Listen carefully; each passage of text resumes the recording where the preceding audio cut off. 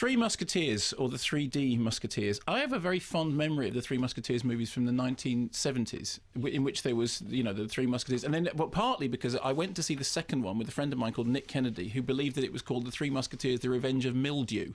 It was actually the Three Musketeers, Revenge of Milady, but, you know, we didn't know that. We didn't know that word back then. Okay, so it's the usual Three Musketeers setup. Let's have a clip and then do the thing. How long have you been in Paris? Arrived this morning. You have been busy.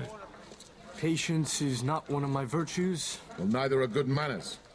Wait for your turn, old man. What would you like me to put on your headstone?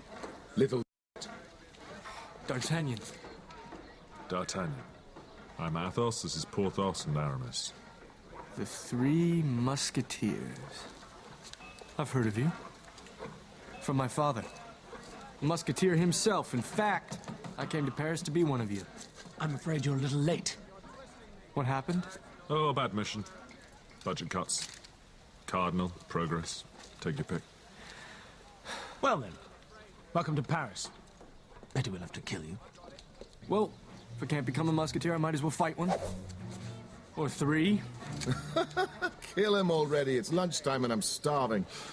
Which is about the level of the whole thing. So, whereas the old Musketeer, the 1970s Musketeers movie was pretty much Three Musketeers. This, because, okay, now we've got to update it, so what do we want it to be? Well, actually, we want it to be Pirates of the Caribbean, but it can't just be Pirates of the Caribbean because it's actually called the Three Musketeers, but we'd like to have the Pirates of the Caribbean stuff, so what should we do? Well, firstly, we'll get Orlando Bloom in because, you know, he was in Pirates of the Caribbean, that's a good connection. Secondly, we'd like to have some pirate battles, but obviously having pirate battles will involve them being in pirate ships, that's not going to work. What can we do? I know, let's get flying ships. Let's make it a steampunk version of Three Musketeers with flying ships that can have pirate battles, but in the sky. So that's the difference. And it's one of those films in which it's directed by Paul W.S. Anderson, who does this sort of stuff in his sleep, as far as I can tell.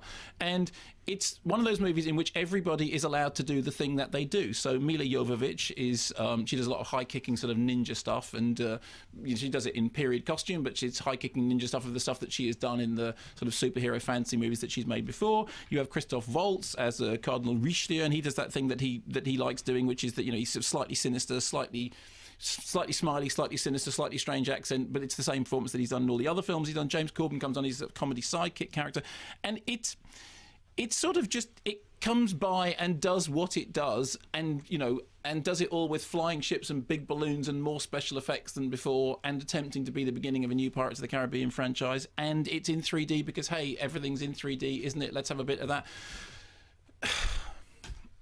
It sounds as though you didn't hate it as much as you wanted to. I didn't hate it. I just wasn't very interested in it. It just felt like it was terribly kind of, yeah, okay, fine. That's, you know, it was, if... When you consider what they've done, which is basically taken Three Musketeers, turned it into a steampunk thing with flying ships and huge battles and special effects sequences and digital and ninja and all the rest of it, then you go, yeah, in 3D. How do I know when you finished? Well, that is it. That's it. I mean, the point is, it seems like an awful lot of effort and an awful. I think it cost. What does it say? It cost about $100 million, which is actually, I suppose, relatively cheap considering what it looks like. But it does seem like an awful lot of effort to just make that movie, and it is completely empty, and there's nothing in it at all, and it'll do perfectly fine. And it's not, it's, you know, it's 110 minutes long. So unlike the Pirates movies, it's not 2.5 hours long. It's not thuddingly, crushingly boring like the Gore Verbinski movies. But there's nothing in it. And there's a couple of funny little one-liners, and everybody does their stuff that they do quite well. But that's all they do.